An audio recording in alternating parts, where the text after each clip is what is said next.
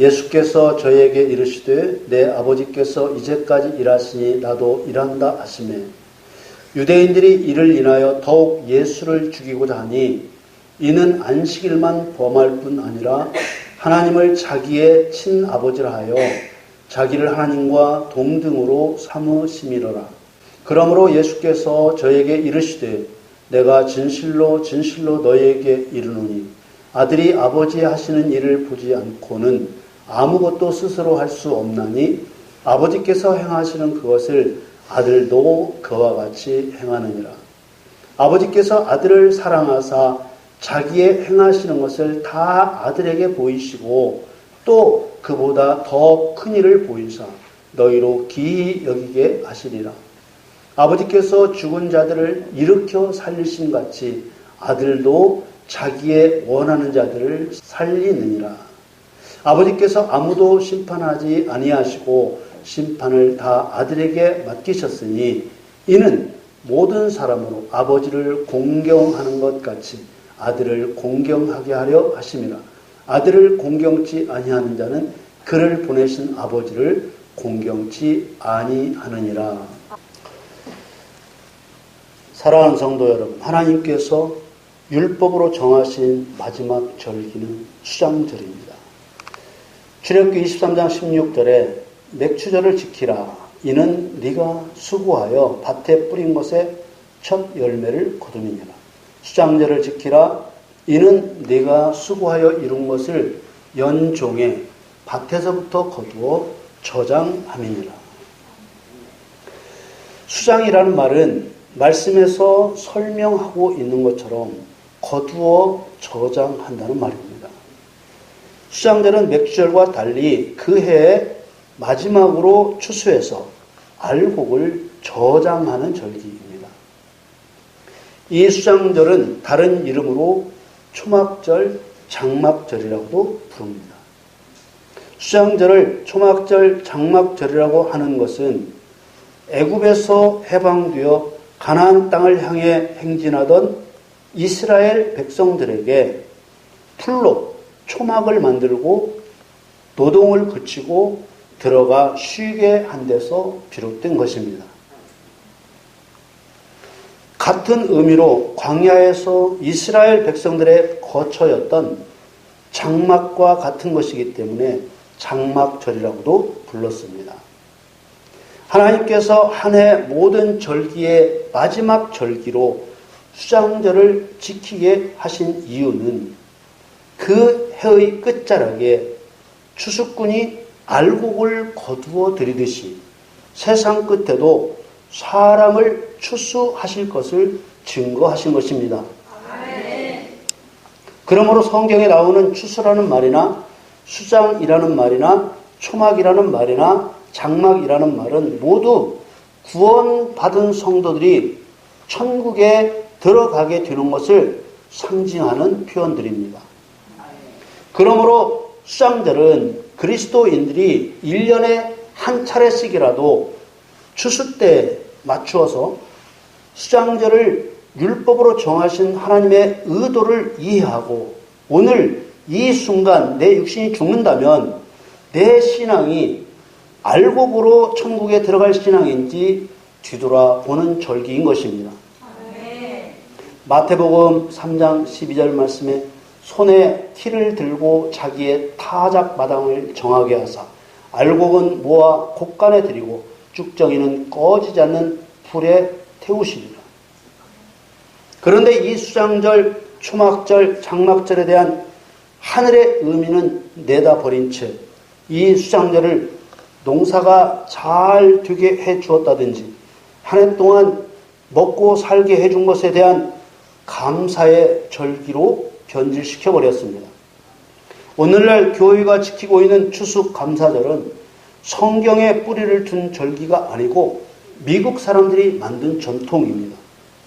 추수감사절이란 1620년 메이플라워호를 타고 신대륙 미국으로 건너간 영국 청교도들이 이듬해 11월 추수를 마치고 3일간 축제를 연대해서 유래한 날입니다.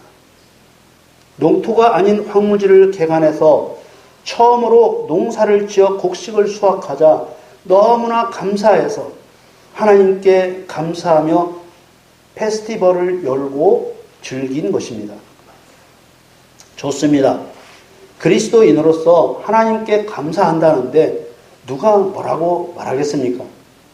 문제는 이 추수감사절을 교회의 절기로 삼는다는데 문제가 있는 것입니다. 교회의 절기로 삼는다고 하는 것은 대부분의 교회가 추수감사절을 성경에 기록된 수장절처럼 여기거나 최소한 수장절과 관련이 있는 절기로 여긴다는 뜻입니다. 이게 얼마나 심각한 문제인지 잘 생각해 보십시오. 성경에 나오는 수장절은 사람 농사를 지으신 하나님과 알곡으로 거두어 들여지는 성도와의 관계가 본질입니다.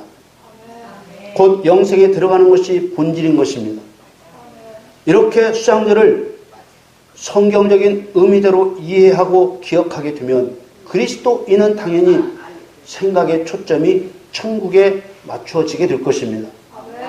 하나님께서는 어떤 사람을 천국에 들어가게 하시지?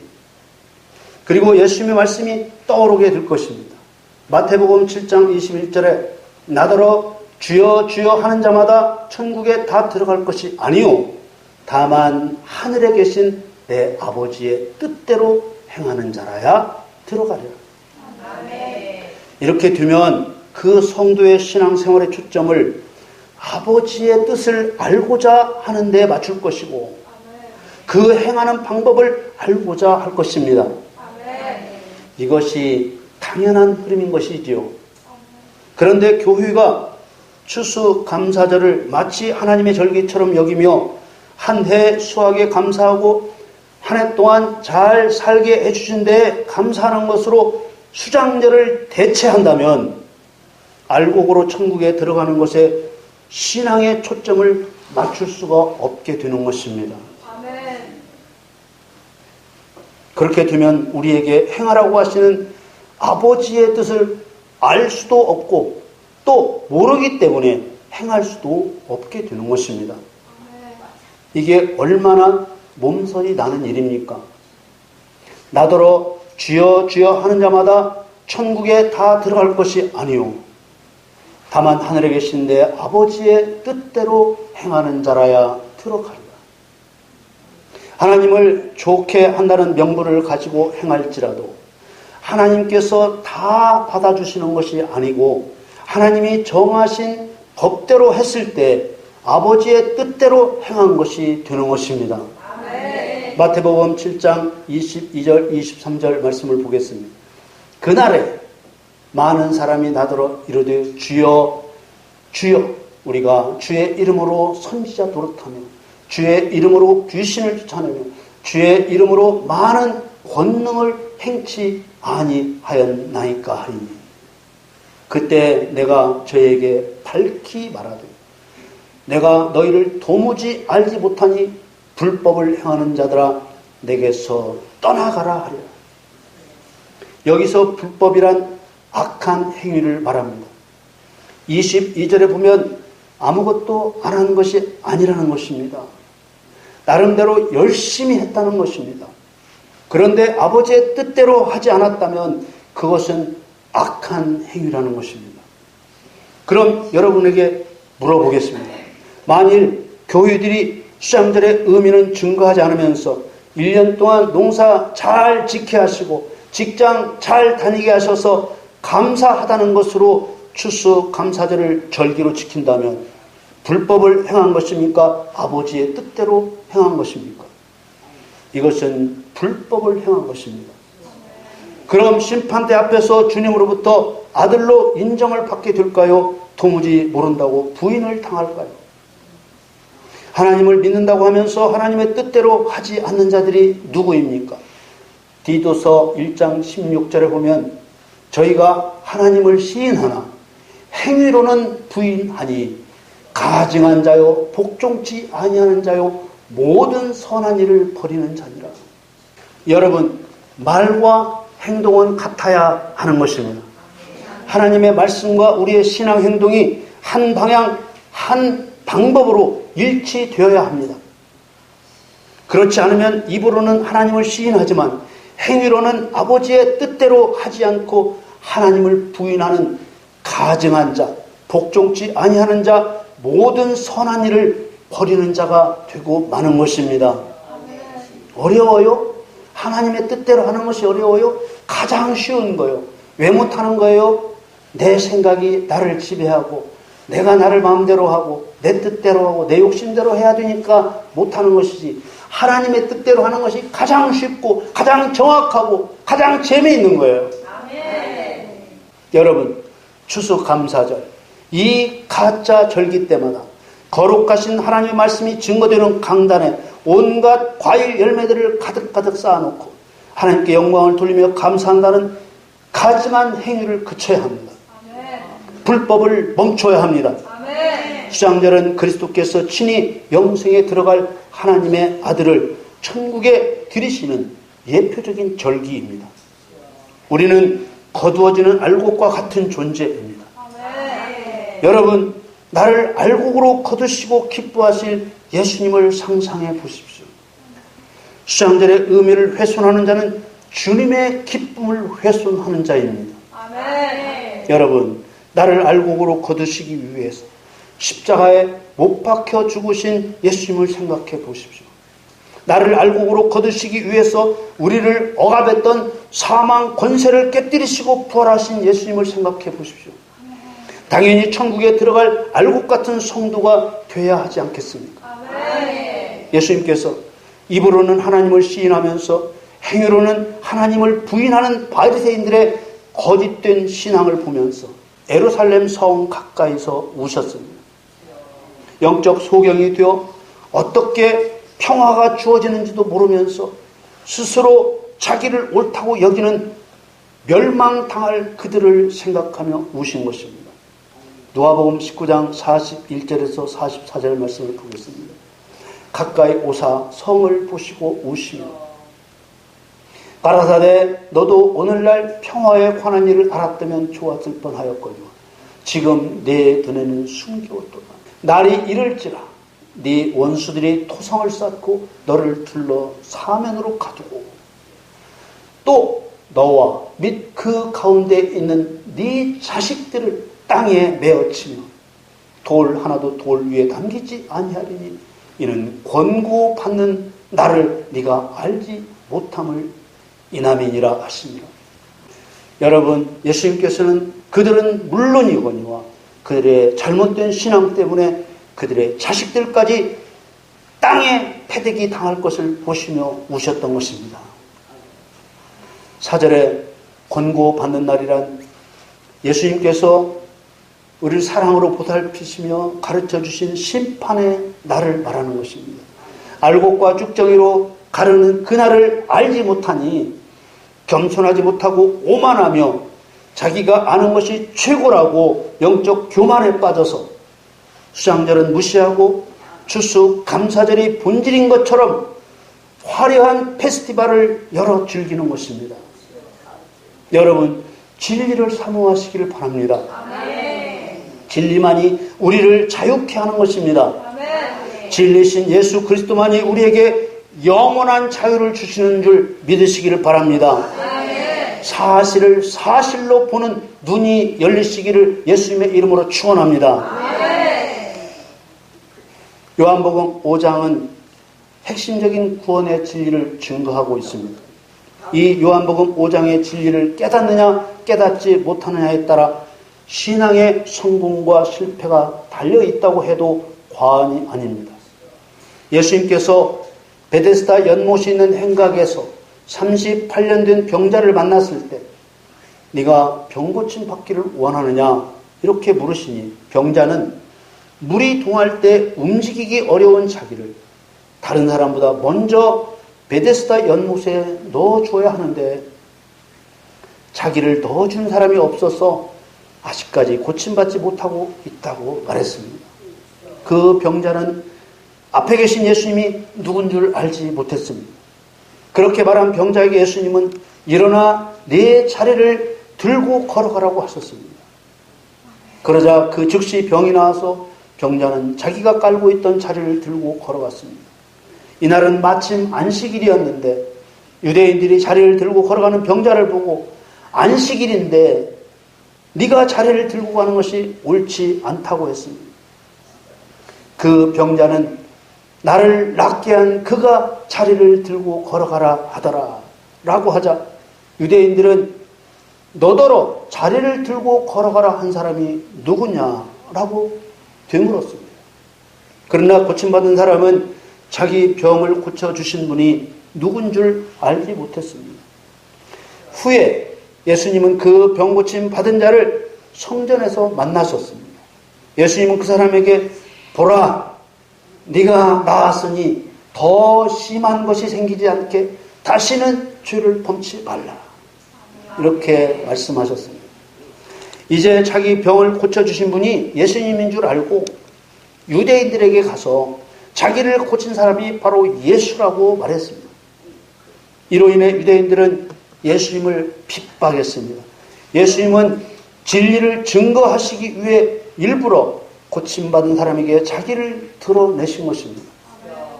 예수님께서는 자기를 핍박하는 유대인들에게 말씀하셨습니다. 요한복음 오늘 본문 5장 10절 말씀에 예수께서 저에게 이르시되 내 아버지께서 이제까지 일하시니 나도 일한다 하십니다. 이 말씀은 사실상 예수님 자신이 하나님이라는 사실을 증거한 것입니다. 이 말을 들은 유대인들은 분노했습니다. 18절에 유대인들이 이를 인하여 더욱 예수를 죽이고자 하니 이는 안식일만 범할 뿐 아니라 하나님을 자기의 친아버지라 하여 자기를 하나님과 동등으로 삼으심이로라. 그런데 예수님은 왜 유대인들의 반발이 뻔한 말씀을 일부러 하셨을까요? 예수님은 유대인들을 열받게 하시려고 이런 진리를 증거하신 것이 아닙니다. 잘 생각해 보십시오. 이 유대인들의 핍박이 일어난 원인이 바로 38년 된 병자를 고쳐주신 데에서 비롯되었습니다. 그런데 그것은 아버지가 일하신 결과라는 것입니다. 다른 말로 바꿔 말하면 땅에 있는 하나님의 아들인 자신은 하늘에 계신 아버지가 하시는 대로 하지 않을 수 없다는 것을 말씀하신 것입니다. 예수님은 이 요한복음 5장에서 특별히 아들과 아버지의 관계를 강조하고 있습니다. 왜 그렇습니까? 하나님의 아들은 아버지가 원하시는 일을 그대로 하는 자라는 것을 강조하시려는 것입니다. 아버지께서 일하시니 나도 일한다. 여기서 나가 누굽니까? 아들입니다. 대부분의 그리스도인들은 특히 이런 말씀에 나오는 아들은 예수님이라는 고정관념을 가지고 있습니다. 이 대화 속에서 아들은 예수님이 맞지만 예수님이 증거하시려는 핵심은 아들이란 누구를 말하는가입니다. 하나님의 아들이란 아버지가 원하시는 일을 그대로 하는 사람이라는 것을 증거하시려고 하시는 것입니다. 여러분은 하나님의 아들이십니까? 갈라디아서 3장 26절에 너희가 다 믿음으로 말미암아 그리스도 예수 안에서 하나님의 아들이 되었습니다. 여러분은 하나님의 아들입니까? 아들이 아닙니까? 우리가 왜 하나님을 아버지라고 부르는 것입니까? 아들이기 때문이 아닙니까? 갈라디아서 4장 6절에 너희가 아들인 고로 하나님이 그 아들의 영을 우리 마음 가운데 보내사 아바 아버지라 부르게 하셨느니라. 예수님은 하나님 본체이시지만 육신을 입고 아들이라 칭하셨습니다. 예수님은 33년 반 동안 육신으로 이 세상에 계셨고 그 중에서 3년 반 동안만 사람들이 다 알 수 있도록 공적인 활동을 하시다가 승천하셨습니다. 그러나 지금도 아버지가 원하시는 일들이 끝나지 않은 것입니다. 여러분, 이 세상에 하나님의 아들이 있습니까? 없습니까? 있습니다. 바로 하나님을 아바, 아버지라고 부르는 여러분들이 바로 하나님의 아들입니다. 그러면 아버지가 이제까지 일하시니 아직 세상 종말이 오지 않았으니 하나님의 아들도 이래야 되지 않겠습니까? 오늘날은 병자를 누가 고쳐줘야 합니까? 예수님이 다시 육신을 입고 내려오셔야 됩니까? 아니면 이 땅에 있는 아들들이 성령의 능력을 힘입어 그리스도의 이름으로 고쳐주어야 하는 것입니까? 우리는 고정관념을 깨뜨려야 합니다. 고정관념을 깨야 하나님의 아들로서 일하려고 노력할 것이 아니겠습니까? 요한복음 5장 19절 말씀에 그러므로 예수께서 저에게 이르시되 내가 진실로 너희에게 이르노니 아들이 아버지 하시는 일을 보지 않고는 아무것도 스스로 할 수 없노니 아버지께서 행하시는 그것을 아들도 그와 같이 행하느니라. 그리스도인들이 아버지의 하시는 일을 보았습니까? 보지 않았습니까? 하나님 본체이신 예수님을 통해서 보았습니다. 요한복음 14장 10절 말씀에 나는 아버지 안에 있고 아버지는 내 안에 계신 것을 네가 믿지 아니하느냐? 내가 너희에게 이르는 말이 스스로 하는 것이 아니라 아버지께서 내 안에 계셔 그의 일을 하시는 것이라. 이게 예수님에게만 해당되는 일이라는 고정관념을 가지고 있으면 아무것도 볼 수 없습니다. 우리 안에 임하신 성령님은 누구십니까? 아버지의 영 곧 아버지가 아닙니까? 그렇습니다. 아버지께서 내 안에 계시고 나는 아버지 안에 있는 것입니다. 예수님께서는 자기를 빗대어 아들에 관한 말씀을 하고 계시는 것입니다. 요한복음 14장 11절 말씀에 내가 아버지 안에 있고 아버지께서 내 안에 계심을 믿으라. 그렇지 못하겠거든 행하는 그 일을 인하여 나를 믿으라. 아버지의 영이 내 안에 임하시면 나도 예수님처럼 똑같이 할 수 있는 것입니다. 12절 말씀에 내가 진실로 너희에게 이르노니 나를 믿는 자는 나의 하는 일을 저도 할 것이요 또한 이보다 큰 것도 하리니 이는 내가 아버지께로 감이니라. 여러분이 생각하실 때 누가 곳간에 들여질 알곡입니까? 아버지의 뜻대로 행하는 자가 아닙니까? 요한복음 5장 20절 말씀에 아버지께서 아들을 사랑하사 자기의 행하시는 것을 다 아들에게 보이시고 또 그보다 더 큰 일을 보이사 너희로 기이 여기게 하시리라.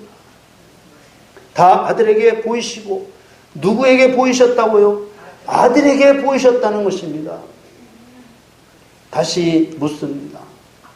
여러분은 하나님의 아들입니까? 아닙니까? 하나님 본체이신 예수 그리스도를 통해 병 고치고 귀신을 쫓아내고 말씀을 가르쳐 천국 복음을 전파하신 것을 보지 못하셨습니까? 예수님께서 죄인들의 죄값을 대신하여 십자가에 못 박혀 죽으신 것을 보지 못하셨습니까? 예수님께서 장사된 지 사흘 만에 부활하신 것을 보지 못하셨습니까? 예수님께서 부활하신 지 40일 만에 하늘로 오르신 것을 보지 못하셨습니까? 부활에 예수님께서 하늘에 오르신 지 열흘 만에 성령으로 임하신 것을 보지 못하셨습니까? 우리는 기록된 말씀을 믿음의 눈으로 이미 보았습니다. 히브리서 11장 1절 말씀에 믿음은 바라는 것들의 실상이요 보지 못하는 것들의 증거니 이렇게 말씀하셨습니다. 성령께서 가르쳐 주시고 보여주시고 경험하게 하시기 때문에 믿음의 눈으로 보았어야 하는 것입니다. 요한복음 16장 13절에 그러하나 진리의 성령이 오시면 그가 너희를 모든 진리 가운데로 인도하시리니 그가 자의로 말하지 않고 오직 듣는 것을 말하시며 장래 일을 너희에게 알리시리라. 아직 진리를 깨닫지 못해서 보지 못했을 수 있지만 반드시 믿음의 눈으로 깨닫고 보고 경험해야만 하는 것입니다. 요한복음 5장 21절 말씀은 아버지께서 죽은 자를 일으켜 살리심같이 아들도 자기의 원하는 자들을 살리느니라. 나에게 하는 말이라고 들려지십니까? 여러분, 이 말씀을 보고 또 사람을 살리는 일은 예수님만의 일이라고 습관대로 감정하고 있지는 않으십니까? 여러분, 부활의 예수님께서 제자들에게 하신 말씀이 무엇이었습니까? 요한복음 20장 21절에서 23절 말씀을 보겠습니다. 예수께서 또 가라사대 너희에게 평강이 있을지어다. 아버지께서 나를 보내신 것 같이 나도 너희를 보내노라. 이 말씀을 하시고 저희를 향하사 숨을 내쉬며 가라사대 성령을 받으라. 아멘. 너희가 네 죄든지 사하면 사해질 것이요 네 죄든지 그대로 두면 그대로 있으리라 하시니라. 아멘. 누구를 통해서 사람을 살리시는 것입니까? 저와 여러분은 하나님의 아들입니다. 아멘. 당당하게 나는 하나님의 아들이라고 선포하십시오. 아들로서 일을 감당하려면 우리에게는 훈련이 필요합니다. 평생 훈련만 하고 있어서는 안 되겠지만 알곡으로 천국에 들어가기 위해서는 지금이라도 훈련을 시작해야 하는 것입니다. 우리는 할 수 있습니다. 우리는 하나님의 아들로서 마귀를 심판하고 사람을 살려야만 하는 것입니다. 요한복음 5장 22절 23절 말씀을 봅니다. 아버지께서 아무도 심판하지 아니하시고 심판을 다 아들에게 맡기셨으니 이는 모든 사람으로 아버지를 공경하는 것 같이 아들을 공경하게 하려 하심이라. 아들을 공경치 아니하는 자는 그를 보내신 아버지를 공경치 아니하느니라. 여기서 말하는 공경은 경배를 받는 공경을 말하는 것이 아니라 하나님의 아들이라고 인정을 받게 하는 것을 말합니다. 심판의 대상은 거짓말쟁이 마귀입니다.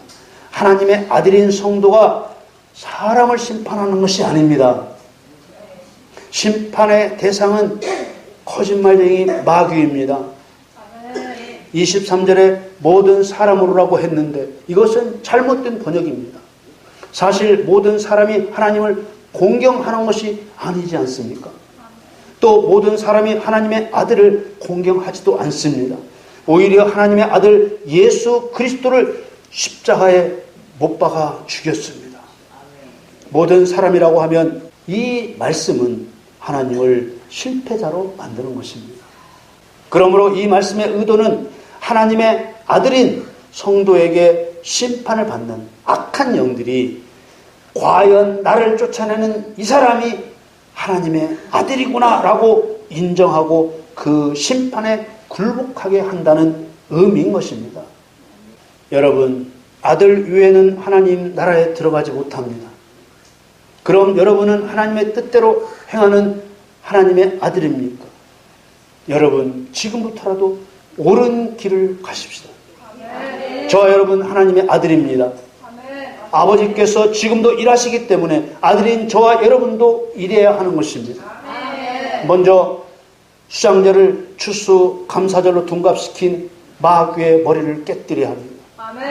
여러분, 진리로 마귀의 거짓말을 심판하고 아버지의 뜻대로 행하는 알곡 성도들이 다 되시기를 예수 그리스도의 이름으로 간절히 축원합니다.